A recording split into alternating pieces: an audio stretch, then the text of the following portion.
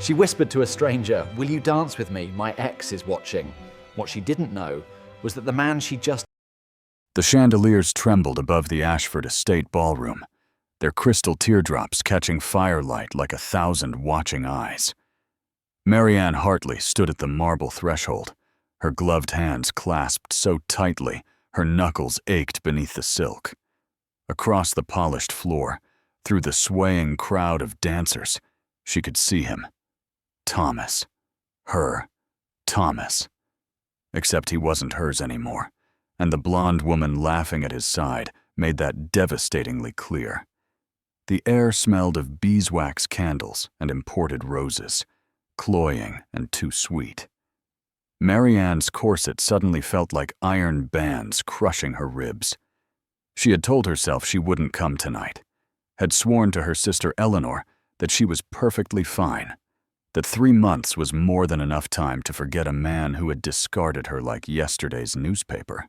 But Eleanor had insisted, had practically forced the emerald gown over Marianne's head and pushed her out the door.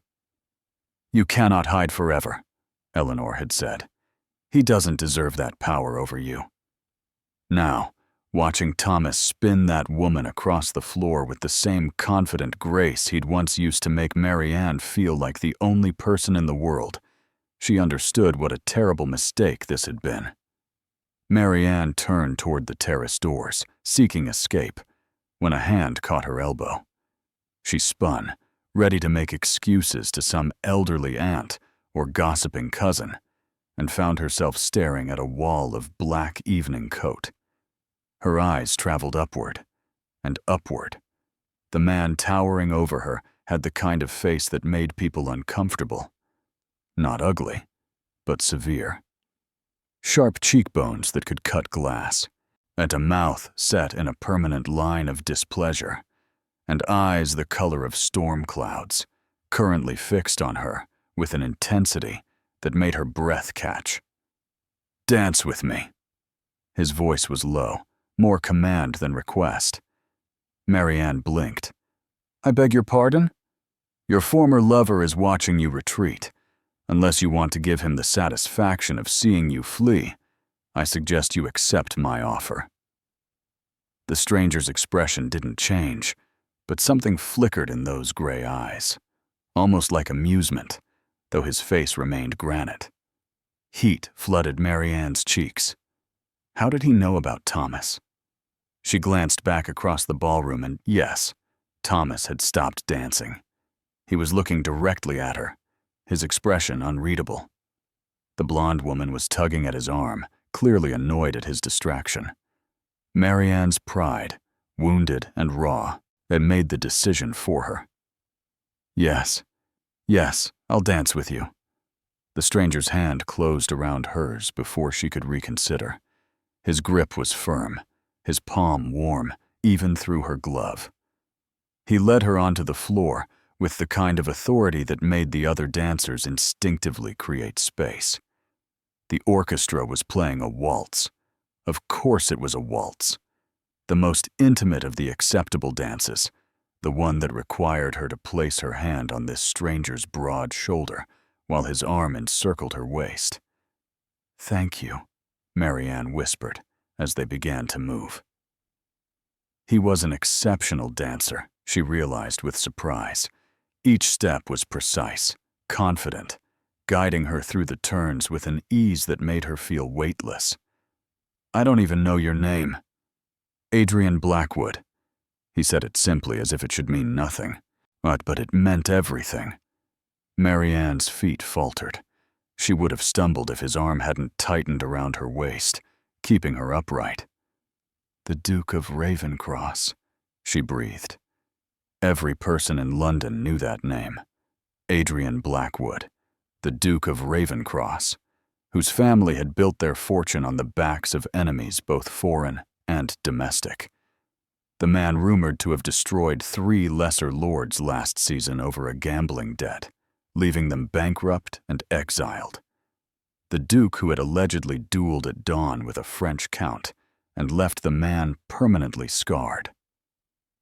Society whispered that he was brilliant, ruthless, and completely without mercy. Mothers warned their daughters to avoid him. Men crossed the street rather than meet his gaze. And Marianne had just agreed to dance with him, in front of everyone.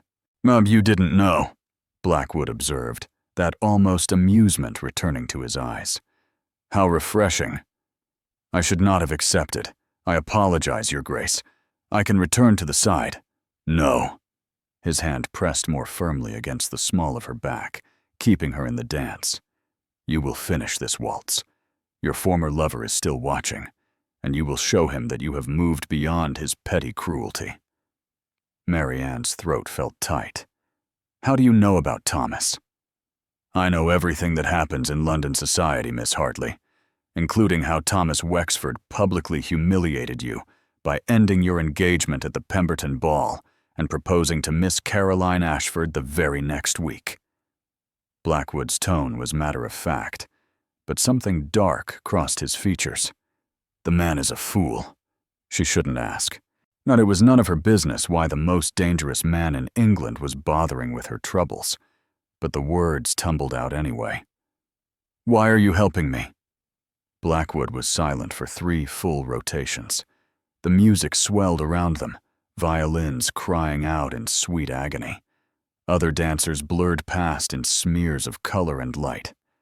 Finally, he spoke, his voice so low only she could hear. "Because I understand what it is to be discarded by someone you trusted, and because watching you walk away with your head down would have been unbearable." Marianne's eyes snapped to his face. There was something raw in his expression now, something that didn't match the stories she'd heard about the cold, calculating Duke of Ravencross. For just a moment, she saw past the severe features and the fearsome reputation to something else. Something wounded. "I didn't know you were capable of mercy, Your Grace," she said softly. "I'm not." The mask slammed back into place. "This is entirely selfish. I despise Thomas Wexford, and humiliating him by claiming the attention of the woman he threw away brings me considerable satisfaction." But Marianne didn't quite believe him. Not anymore. The waltz ended. Blackwood released her with a formal bow, but as he straightened, he leaned close enough that she felt his breath against her ear. "Meet me in the library in 10 minutes, the one on the 2nd floor, West Wing. I have a proposition for you." Before Marianne could respond, before she could demand to know what kind of proposition, or tell him she would do no such thing, the Duke of Ravencross had vanished into the crowd like smoke. Marianne stood frozen in the center of the ballroom, her heart hammering against her ribs. Around her, conversations had dropped to whispers. She could feel the weight of 100 stares, hear her name being passed from mouth to mouth like currency. She had just danced with Adrian Blackwood. The most feared man in England had held her in his arms, and now everyone was watching to see what she would do next. Across the room, Thomas stood perfectly still. His face had gone white. The blonde woman at his side was speaking urgently, but Thomas wasn't listening. His eyes were locked on Marianne with an expression she couldn't quite name. Regret? Anger? Fear? Good, she thought with sudden vicious satisfaction. Let him wonder. Let him worry. 10 minutes. The library. West Wing. Every rational thought in Marianne's head screamed that going to that library would be dangerous, and that involving herself with Adrian Blackwood, regardless of his reasons, would complicate her life in ways she couldn't imagine. That the smart thing, the safe thing, would be to leave this ball immediately and pretend tonight had never happened. But when had playing it safe ever protected her heart? Marianne took a deep breath, smoothed her emerald skirts, and began walking toward the grand staircase. She didn't look back. The library door clicked shut behind Marianne with a sound like a cell locking. Moonlight poured through the tall windows, painting everything in shades of silver and shadow. The room smelled of leather bindings and the particular mustiness of old paper, a scent that reminded her of her father's study before they'd lost everything. Adrian Blackwood stood with his back to her, silhouetted against the window like a creature carved from midnight itself. He didn't turn when she entered, but she saw his shoulders shift slightly. He'd been waiting. "I wasn't certain you'd come," he said, his voice carrying easily across the space between them. Marianne's hand remained on the doorknob. Escape was still possible. "I'm not certain why I did." "Aren't you?" Now he turned, and the moonlight caught his face at an angle that made him look almost otherworldly, beautiful and terrible at once. "You came because you're tired of being the victim in your own story, Miss Hartley. You came because some part of you wants revenge." The word hung in the air between them like poison. Revenge. Was that what she wanted? To see Thomas suffer the way she had suffered? To watch him feel even a fraction of the humiliation he'd inflicted on her? Yes. God help her. Yes. "What exactly are you proposing, Your Grace?" Marianne forced herself to step away from the door, further into the room, closer to him. Why would the Duke of Ravencross concern himself with my broken engagement? Blackwood moved then, crossing to a side table where crystal decanters gleamed in the darkness. He poured 2 glasses of amber liquid, without asking if she wanted one. "Because Thomas Wexford owes me a debt. A substantial one. Gambling debts, to be precise. £30,000 that he cannot pay." Marianne's breath caught. £30,000. That was a fortune. Enough to destroy a man completely. "I don't understand what that has to do with me." Blackwood handed her one of the glasses. Their fingers brushed, and Marianne felt a jolt travel up her arm like lightning. Thomas believed he could solve his financial problems by marrying Caroline Ashford. Her dowry would have covered his debts with enough left over to maintain his lifestyle. But he made a critical mistake. What mistake? He didn't ask Lord Ashford's permission before breaking your engagement, and Lord Ashford, it turns out, is a traditionalist who values honor above all else. He's furious that Thomas humiliated you publicly. He's threatening to withdraw his blessing for the marriage. Marianne's mind raced. If Lord Ashford refused his consent, Caroline couldn't access her dowry, and without that money, Thomas would be ruined. "You're saying Thomas might lose everything anyway?" "Might." Blackwood took a slow sip of his drink, his eyes never leaving hers. "Unless we help him lose it faster, more completely, in a way that ensures he never forgets the lesson." There was something dangerous in his tone, something that made Marianne's pulse quicken. "How?" Blackwood set his glass down and moved closer, close enough that she could see the fine lines at the corners of his eyes, the small scar that cut through his left eyebrow, close enough that she had to tilt her head back to meet his gaze. "You and I will pretend to be engaged." Marianne nearly dropped her glass. "Absolutely not." "Hear me out."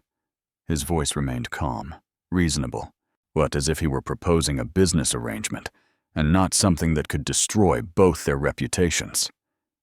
"Thomas ended your engagement because he needed money. But if you appear to have captured the interest of a duke, one of the wealthiest men in England, it will drive him mad with regret.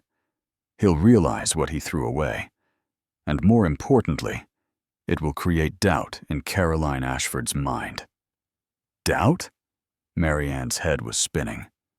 "Caroline wants status and security. If she believes you've secured a duke while she's stuck with a man drowning in debt, she'll start to question her choice. Women like Caroline always keep their options open. She'll begin pulling away from Thomas, creating friction. Lord Ashford will see that his daughter isn't entirely committed. The engagement will crumble from within." It was diabolical, cruel, It perfectly calculated to destroy Thomas in the most painful way possible. Marianne should refuse, should walk out of this library and forget this conversation ever happened. But the image of Thomas's face when he'd told her he was marrying someone else burned in her memory like acid. The way he'd smiled apologetically, as if breaking her heart was merely an unfortunate inconvenience. The way their so-called friends had whispered behind their fans, pitying her, judging her, wondering what she'd done wrong to lose him. "What do you get out of this?" she asked. "Beyond settling Thomas's debt." Blackwood's expression shifted.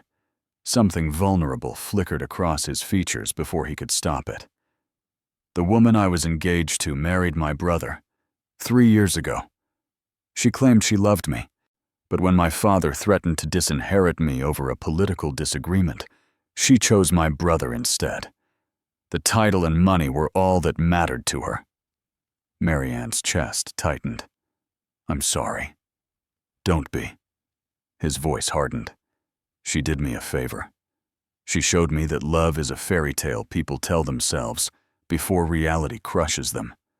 But my brother and his wife will be at every social event this season. I'd prefer they see me happy, thriving, with someone who actually chose me, even if it's all theater." So that was it. They were both wounded creatures seeking vengeance and validation. Two broken people playing with fire to keep warm. "How long would this arrangement last?" Marianne asked. 3 months. Long enough to accomplish our goals. Then we'll have a quiet, mutual separation. No scandal. I'll ensure you receive a generous settlement that will make you financially independent. You'll never need to marry for money." Financial independence. The words sang through Marianne's blood like wine. To never be dependent on a husband, to make her own choices, to live by her own rules. After her father's death had left them nearly destitute, after Thomas had made her feel worthless, the idea was intoxicating. "Thomas will never believe you'd choose someone like me," Marianne said, though even as she spoke, doubt crept in. "I'm nobody. You could have any woman in London." Blackwood reached out slowly, giving her time to pull away, and touched her chin with one gloved finger. The gesture was gentle, almost reverent. "You're wrong. Do you know what I saw when you walked into that ballroom tonight?" Marianne couldn't speak, but could barely breathe. "I saw a woman who was terrified but came anyway, who faced down her pain with her spine straight and her head high, who didn't fall apart, even when her heart was breaking." His thumb brushed along her jaw. "That kind of courage is rare. That kind of strength is worth more than all the empty beauty in this city. Thomas Wexford was a fool to lose you, and I'm going to make certain he knows it." Tears burned at the back of Marianne's eyes. No one had ever spoken to her like this. Thomas had praised her prettiness, her accomplishments, but always with the faint suggestion that she should be grateful for his attention. Blackwood spoke as if she were valuable in her own right, as if she mattered. "Why do I feel like I'm making a deal with the devil?" she whispered. At Blackwood's mouth curved into something that might have been a smile on a less severe face. "Because you are, Miss Hartley. Make no mistake about what I am. But I promise you this. I will never lie to you. I will never betray you. And I will give Thomas Wexford a master class in regret." Marianne took a shaky breath. This was insane. Reckless. Possibly the worst decision she'd ever make. But standing in this moonlit library, with the most dangerous man in England looking at her like she was something precious, she felt more alive than she had in months. 3 months, she said, and then we part as friends. 3 months, Blackwood agreed.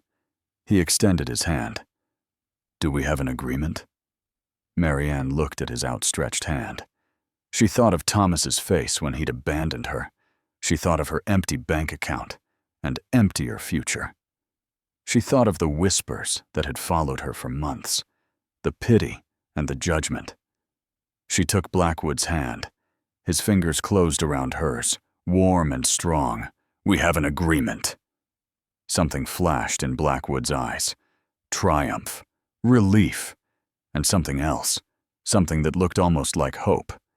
"Then let me make one thing perfectly clear, my dear false fiancé. Starting tomorrow, you are mine. In public, I will court you with an intensity that will make London gossip for decades. I will be attentive, devoted, utterly besotted. Every woman will envy you. Every man will envy me. And Thomas Wexford will tear himself apart, watching what he could have had." "And in private?" Marianne's voice came out breathier than she intended. Blackwood leaned down, his lips close to her ear. "In private, we will be honest with each other. No games, no lies. Just two people helping each other survive the wolves." He pulled back, and Marianne immediately felt the loss of his warmth. "There's one more thing you should know," Blackwood said, his expression growing serious. "My reputation isn't exaggerated, Marianne. I've done terrible things to protect my interests. I've destroyed men who crossed me. I'm not a good man." "Good," Marianne said, surprising herself with her own vehemence. "I don't need a good man. I need someone who can help me stop being a victim." Blackwood studied her for a long moment, and then he nodded. "Tomorrow afternoon, I'll call on you at your home. Be prepared. Thomas will hear about it within the hour, and the real performance begins." He moved toward the door, then paused. "One last question, Marianne. Can you act?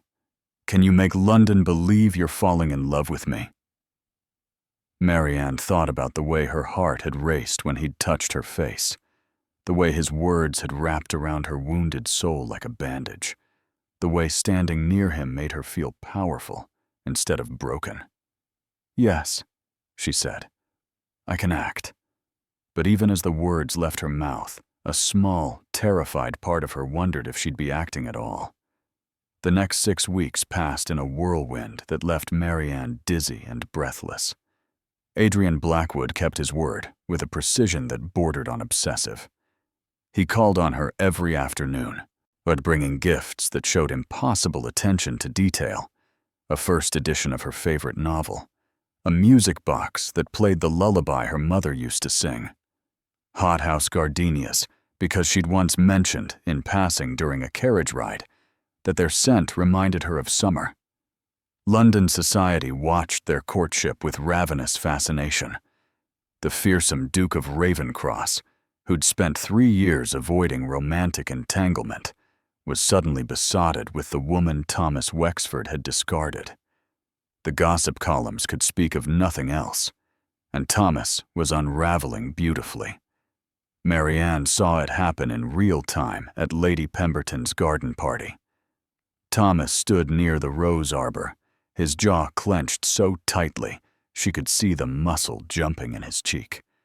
Caroline clung to his arm, her smile brittle as porcelain, but her eyes kept darting to Adrian with barely concealed interest. When Adrian had pulled Marianne into a dance on the lawn, his hand resting possessively at her waist, his eyes never leaving her face, Thomas had actually flinched. "He looks like he's swallowed glass," Adrian murmured in her ear as they waltzed past. "Excellent!" Marianne should have felt triumphant. This was exactly what she'd wanted. Thomas's regret was palpable, his misery obvious.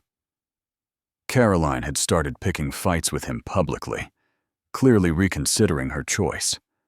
Lord Ashford had postponed setting a wedding date indefinitely, citing concerns about Thomas's character. Their plan was working perfectly. So why did Marianne feel so hollow? The answer came to her late one night after the Devonshire ball, met where Adrian had kissed her hand in front of 500 witnesses, his lips lingering against her glove, while he stared into her eyes with such intensity that half the women in the room had sighed audibly. They'd ridden home in his carriage in silence, sitting on opposite sides, the carefully maintained distance between them feeling like an ocean. She wasn't pretending anymore. Somewhere between the afternoon he'd brought her that music box and the morning he'd defended her honor. When Lord Hartwick made a crude comment, Marianne had stopped acting. The way her heart raced when Adrian smiled, those rare, genuine smiles he gave only to her when no one else was watching. The way she found herself memorizing the sound of his laugh. The way she'd started thinking of him as Adrian instead of Blackwood, as a man instead of a title. And she was falling in love with him. Really, truly, terrifyingly in love. And their arrangement ended in 3 weeks. Marianne sat in her bedroom, staring at the gardenias Adrian had sent that morning, and wanted to scream. How had she been so foolish? She'd agreed to this arrangement to heal from one broken heart, and instead, she'd set herself up for devastation that would make Thomas's betrayal look like a paper cut. Because Adrian didn't love her. This was all performance. He'd been perfectly clear from the beginning. No games, no lies, just 2 people helping each other.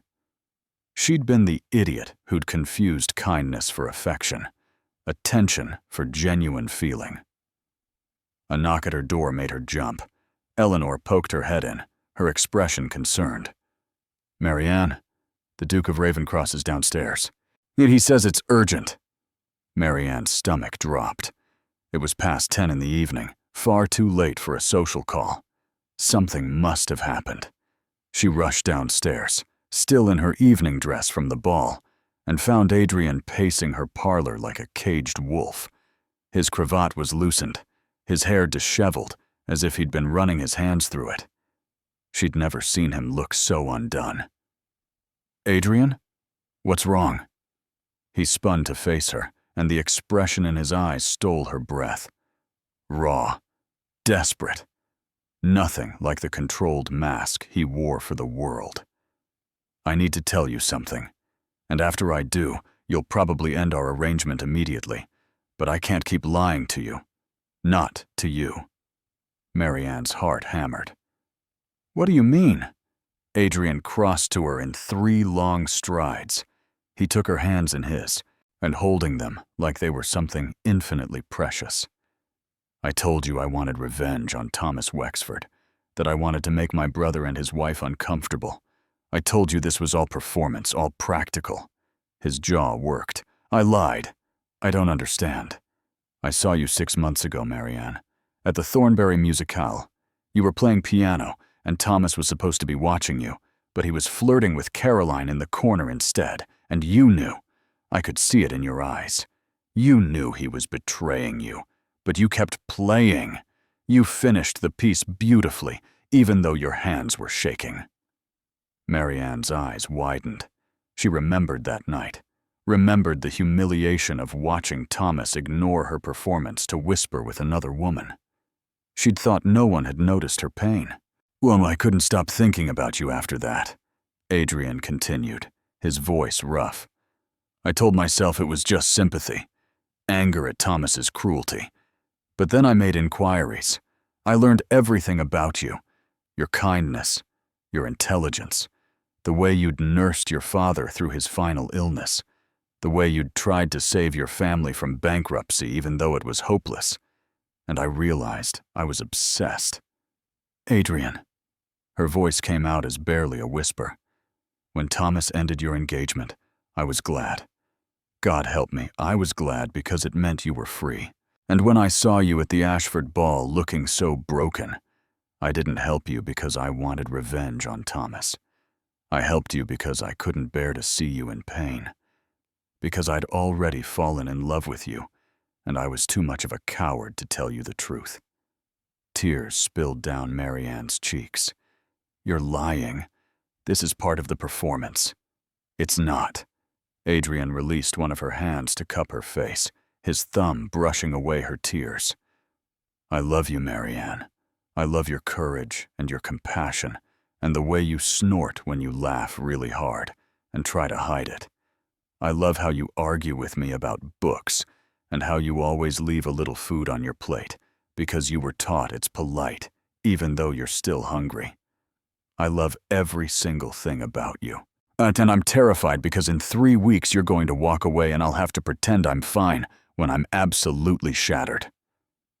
Marianne couldn't breathe, couldn't think. The most powerful man in England was standing in her parlor with tears in his eyes, telling her he loved her. You said love was a fairy tale. I was wrong. His voice cracked. You proved me wrong. Every day with you, every moment, even the ones where we were supposedly just acting. You made me believe again. You made me want things I thought I'd buried forever. A real marriage. Children. A life built on something more than contracts and appearances.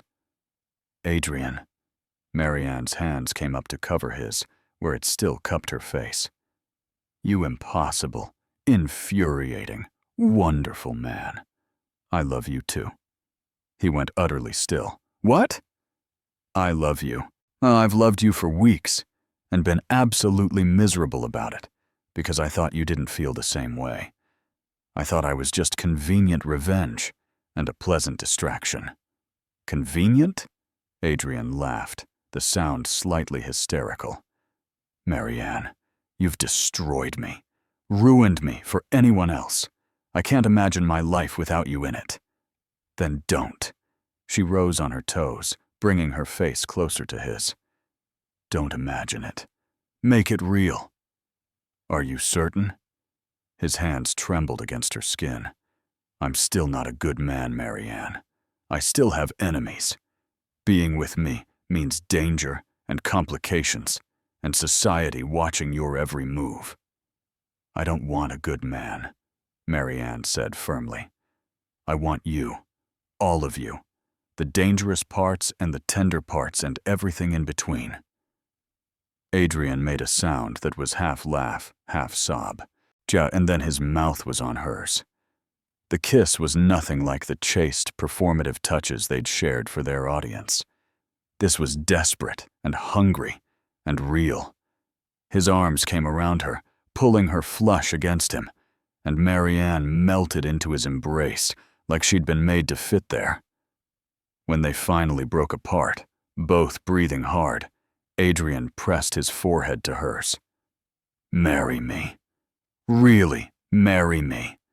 Not for revenge or appearances or practical arrangements. Marry me because you love me, and I love you, and I want to spend the rest of my life proving I deserve you. Yes, Marianne whispered. Yes, 1,000 times yes. 3 months later, Marianne walked down the aisle of St. George's Chapel on Eleanor's arm, wearing a gown of ivory silk that caught the light like captured moonbeams. Adrian waited for her at the altar, and his severe face transformed by a smile so bright it made her heart ache. The chapel was filled with everyone who'd watched their supposed courtship, everyone who'd gossiped about the Duke of Ravencross and his unexpected choice of bride. But Marianne only had eyes for Adrian. Thomas Wexford sat in the back pew, alone. Caroline had broken their engagement 5 weeks earlier and promptly married a viscount with twice Thomas's fortune. Lord Ashford had publicly cut Thomas from his social circle for his treatment of Marianne.